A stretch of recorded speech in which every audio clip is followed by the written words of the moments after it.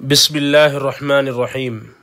من استفہامیہ وہ ایسا اسم ہے جس سے عاقل یعنی سمجھدار کے بارے میں سوال کیا جاتا ہے۔ اس کا ترکیبی ضابطہ جان لیتے ہیں کہ یہ ترکیب میں کیا بنتا ہے۔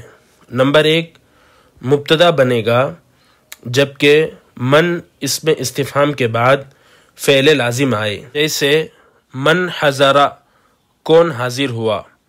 حضر فعل لازم ہے، لہٰذا من کو ترکیب میں مبتدا بنائیں گے۔ حضر فعل ضمیر ہوا فاعل، فعل اپنے فاعل سے مل کر من مبتدا کے لیے خبر، من مبتدا اپنے خبر سے مل کر جملے اسمیہ استفہامیہ ہوا۔ نمبر 2، من اسم استفہام کے بعد اگر فعل متعدی اپنے مفعول کے ساتھ آ جائے تو بھی من کو ترکیب میں مبتدا بنائیں گے، جیسے اللہ تعالیٰ فرماتے ہیں اعوذ باللہ من الشیطان الرجیم من فعل هذا بآلہتنا، ہمارے معبودوں کے ساتھ کس نے یہ کام کیا۔ فعل فعل متعدی ہے، اپنے مفعول ھذا کے ساتھ آیا ہے، لہٰذا ترکیب میں ہم من کو مبتدا بنائیں گے۔ فعل ضمیر ہوا فاعل، ھذا مفعول بھی ہے، بآلہتنا یہ متعلق ہوا فعل فعل کا۔ فعل فعل اپنے فاعل اور مفعول بھی اور متعلق سے مل کر من مبتدا کے لیے خبر، من مبتدا اپنے خبر سے مل کر جملے اسمیہ استفہامیہ ہوا۔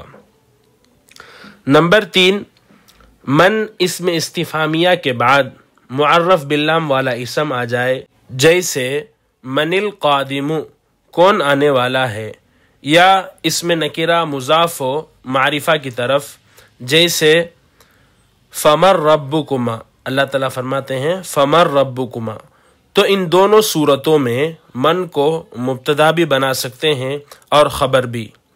من القادم، من مبتدا ہے، القادم خبر، یہ بھی ٹھیک ہے۔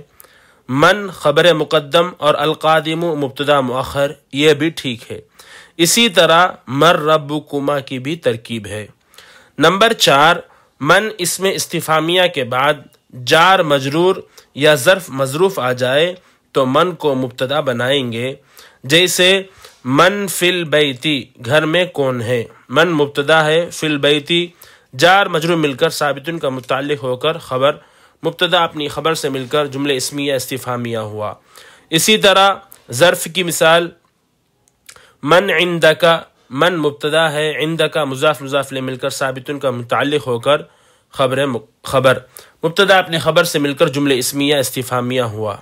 نمبر 5، من اسم استفہامیہ کے بعد فعل ناقص اپنے اسم و خبر کے ساتھ آ جائے، جیسے من کان یضحک، کون ہنس رہا تھا۔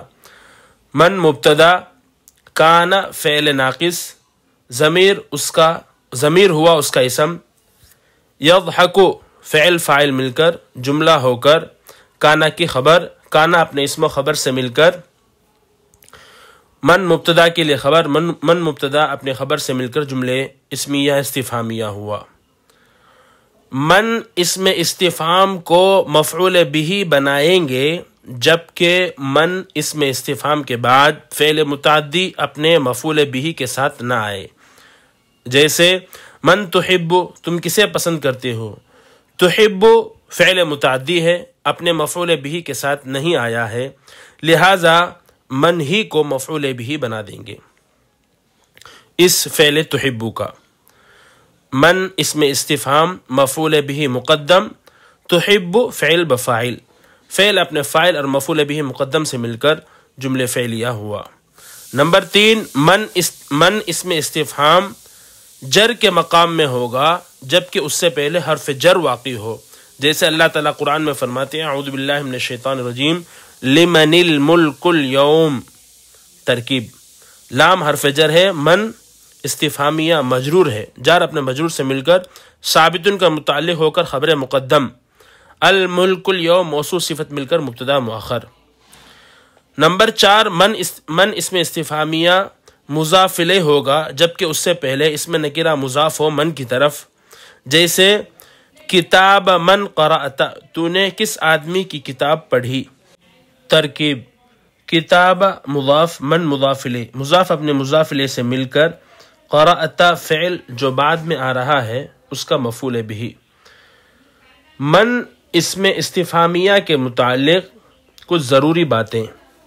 من اسم استفہامیہ اگر فعل علمہ کے بعد آئے تو اس وقت من کو ترکیب میں استفہامیہ بھی بنا سکتے ہیں اور اسی طرح من کو موصولہ بھی بنا سکتے ہیں، دونوں احتمال رہتے ہیں. جیسے اللہ تعالیٰ قرآن میں فرماتے ہیں اعوذ باللہ من الشیطان الرجیم فَسَوْفَ تَعْلَمُونَ مَن يَأْتِيهِ عَذَابٌ يُخْزِيهِ. ترجمہ: سو ان قریب تم جان لو گے کس پر آتا ہے ایسا عذاب جو رسوا کرے.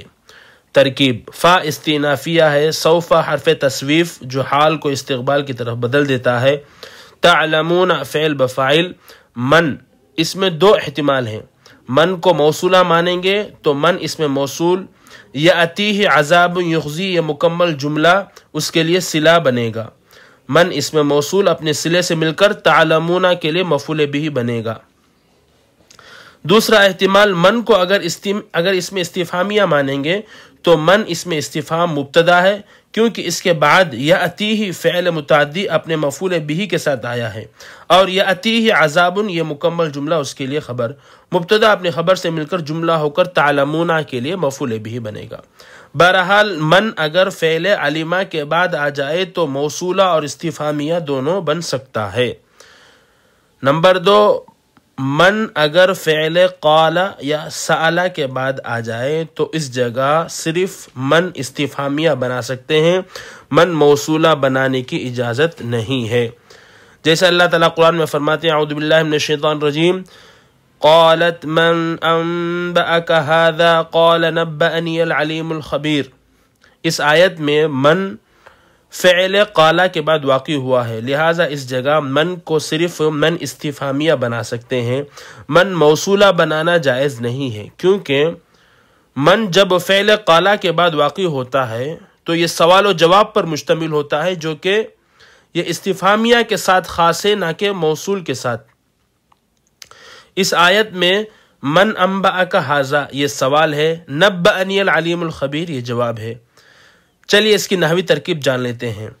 قالت فعل بفاعل، من اس میں استفہام مبتدا ہے کیونکہ اس کے بعد انبأ فعل متعدی اپنے مفعول بہ کے ساتھ آیا ہے.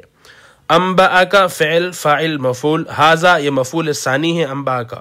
فعل اپنے فاعل اور دونوں مفعولوں سے مل کر جملے فعلیہ ہو کر من اس میں استفہام کے لیے مبتدا، من اس میں استفہام اپنے مبتدا سے مل کر جملہ ہو کر قالت کے لیے مقولہ بنا یا مفعول بہ بنا، دونوں کہنا جائز ہے. اسی طرح من فعل سألہ کے بعد واقع ہو تو صرف آپ من استفہامیہ بنا سکتے ہیں نہ کہ من موصولہ. جیسے اللہ تعالیٰ فرماتے ہیں اعوذ باللہ من الشیطان الرجیم وَلَئِن سَأَلْتَهُم مَّنْ خَلَقَ السَّمَاوَاتِ وَالْأَرْضِ لَيَقُولُنَّ اللَّهُ. کیونکہ اس وقت من سوال و جواب پر مشتمل ہوتا ہے جو کہ خاص ہے استفہام کے ساتھ نہ کہ موصول کے ساتھ. اس آیت میں سوال ہے من خلق السماوات والارض، کس نے زمین و آسمان کو پیدا کیا، یہ سوال ہے. اس کا جواب ہے لیقولن اللہ، اللہ اس کا جواب ہے. اس آیت کی نحوی ترکیب من مبتدا، خلق السماوات والارض فعل فاعل مفعول مل کر من مبتدا کے لیے خبر، من مبتدا اپنے خبر سے مل کر سالہ فعل کے لیے مفعول. امید ہے کہ بات مفید لگی ہوگی اور کچھ نیا سیکھنے کو آپ کو ملا ہوگا. اگر آپ کو فائدہ ہوا تو ویڈیو کو آگے شیئر کریں، لائک کریں، سبسکرائب کریں. واللہ اعلم بالصواب وصلی اللہ علی محمد.